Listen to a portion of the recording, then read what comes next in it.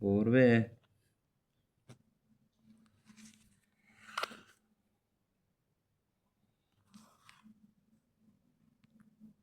گربه جون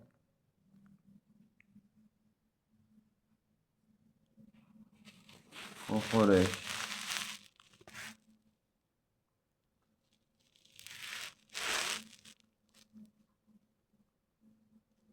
دمارشو در بیار. میبینی بچه؟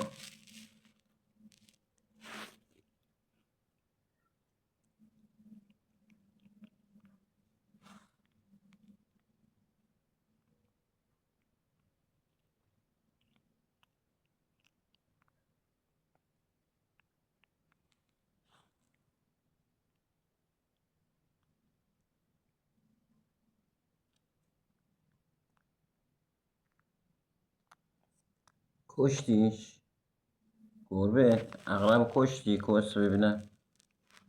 آره بابا دست پاش همانو گاز گرفت تموم شد و رفت.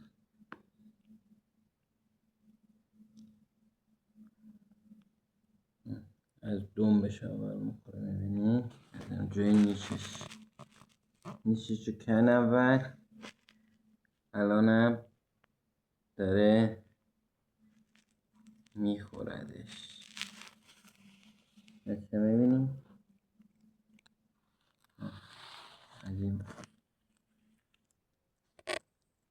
نمیذاره. پیشی جون یک لقمه چرب و نرم کرد عقرب رو. دوستان عزیز، داشتن گربه تو خونه یک نعمت بزرگیه. گرفتن عقرب توسط پیشی جون ما.